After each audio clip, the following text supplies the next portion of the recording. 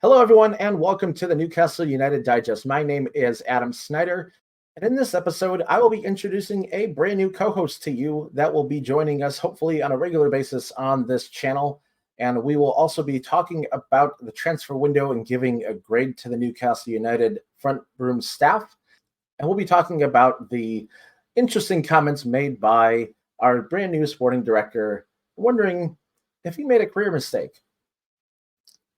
So, without further ado, let me introduce you to my brand new co-host. You might remember him from the Toon Army America podcast, and he is also a co-admin with me on the Toon Army USA Facebook page.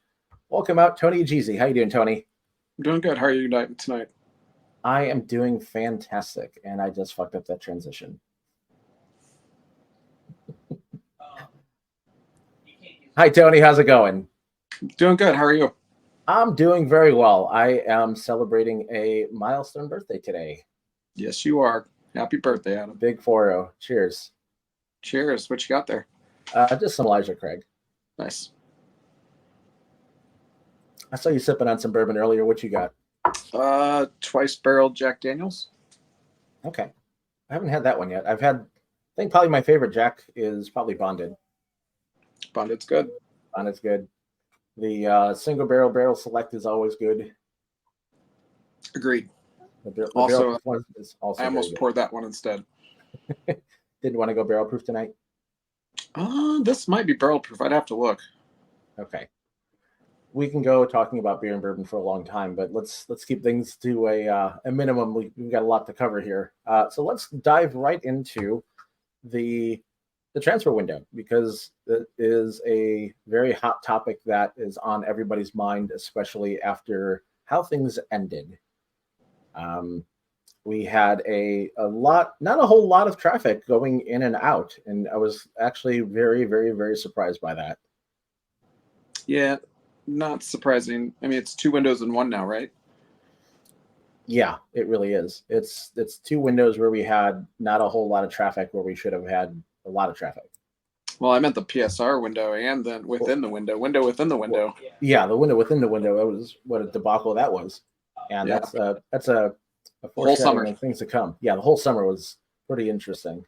We had a lot of shakeups with the front room staff, with Mandy and Murdad leaving, and Paul Mitchell coming in and not liking what he sees, obviously, and not exactly doing a great job of getting the job done. So let me give everybody a quick rundown of everybody that was inbound and outbound. To my knowledge, and there might be some youngsters that might have gone on loan that I missed, but here are the big ones. Lewis Hall, inbound from Chelsea for £35 million. That was an obligation buy after his loan last season. Odysseus Vlachodimos from Forest for £10 million. Lord Kelly from Bournemouth on a free. John Ruddy, goalkeeper from Birmingham City, on a free. William Osula from Sheffield Wednesday on a free. And then outbound, we have a whole number of contracts that expired. Paul Dummett, Matt Ritchie, Loris Karius, Jeff Hendrick all had contracts expire. Elliot Anderson went out to Nottingham Forest for £35 million. Yankuba Minta from Brighton, or went to Brighton for £30 million. And Ryan Fraser is finally off Newcastle United's books and went to Southampton on a free. So that is an interesting window, but I was expecting to see more. Okay, so now that we've talked about everybody who's gone in and out, Tony, I want you to start and talk about what you think was Newcastle's grade for this window. I give it a C+. Okay, elaborate, because that's a fairly generous grade, I think. Yeah, I mean, I think I look at, like I said earlier, it's two windows within a window. I think the C+ is because we saved our ass on PSR. Okay, I'll give you that. That's fair. I have graded them a lot harshly in this for several reasons, and I'm actually giving them a D. And the reason is we shouldn't have been in the whole PSR situation to begin with. We shouldn't have had to have to have a fire sale on June 30th to save our butts to do that. We shouldn't have been in that position to begin with, number one. Number two, we've had two very glaring holes that we need to address. One of them has been a glaring hole that needs to be addressed since the takeover happened, and that was finding some depth at right wing. Because as much as people loved Miggy, especially when he had that big run of form in 22-23, he still hasn't been what we need. And Jacob Murphy as his backup isn't going to exactly provide a whole lot of competition for that spot. So we need somebody to shake it up on that side, and we still haven't done it. In terms of the other gaping hole, we didn't really do anything to shore up our back line at all. We've got two pretty big injuries on the back line with both Botman, who's going to be out until the new year, possibly, and having Jamal Lascelles being out for who knows how long, and both have very long-term injuries, and not being able to add anybody that is of the caliber of Botman or even to Lascelles, who's got good leadership qualities. He may be getting up there in age, but he's really turned a corner in his abilities since Howe came on board. And having those two misses for a very long time it's not good, especially if we didn't add anybody.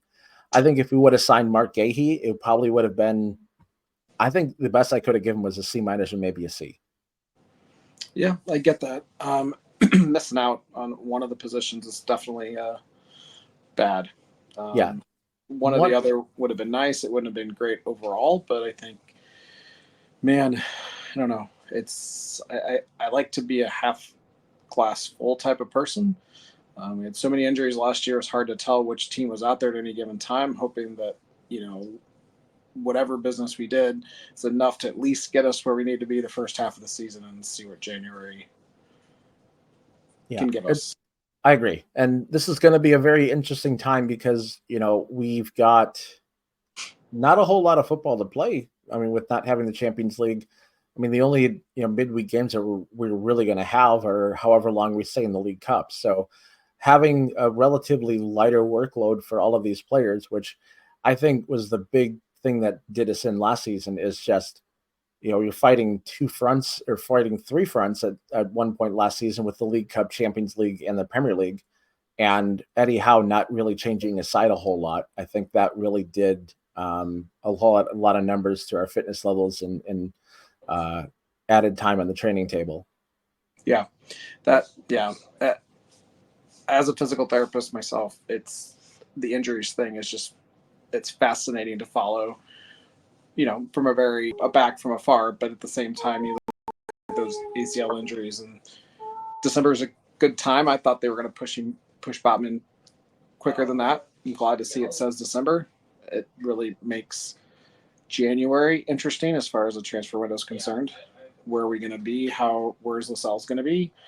I think you have to give Mitchell some time to get his scouting network set up and see what we can do. I think it was always going to be tough bringing someone in halfway through the transfer window, try and take over, do the job. It was a whole summer of, if you ask me what my whole summer grade, what would I say? It's about an F, with the exits of the owners and everything else that was going on in the background. It's really made it quite a summer to forget. Yeah, I think that's transfer window aside. Yeah, I think that's a good way to put it. It's definitely a window in the summer to forget for a lot of people. And hopefully that now that things are starting to settle down a little bit, we can start seeing a little bit more stability in the front office. Yeah. I've always been a person of quality over quantity for the sake of it. You have to trust Eddie Howe that he didn't want to upgrade, didn't want to just sign a player to be signing someone if it wasn't going to make the team better. I appreciate that and get that, but even someone coming in to fill in as, backup, I guess Lloyd Kelly's that person, and now he's playing left back. So yeah, he's cheap and cheerful. And so I think that brings us to our last point, which would be talking about Paul Mitchell's very interesting take on the summer window from his point of view, or he joined and started really didn't get the full window to get himself bedded in and hit the ground running to go after targets. But at the same time, he really didn't do a whole lot of what he was brought in to do. And one of the things that I found was interesting is he basically said that the entire setup from when he entered was not fit for purpose, which is a very, very scathing term that anybody can use when you're in England. That's basically saying very, very nicely that this is a complete dumpster fire. Yeah. I mean, the way the summer started, it's not surprising it was a shit show.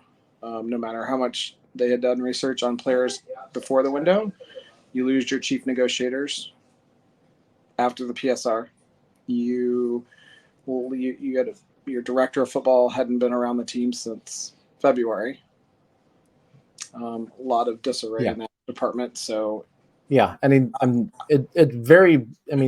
knows if he was actually making deals behind their backs while he was on gardening leave when he shouldn't. I have no doubt that he was definitely starting his new job early and kind of completely disregarded his current employer at the time.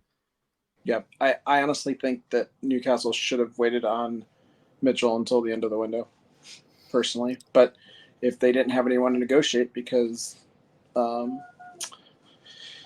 Mandy was gone, what do you do?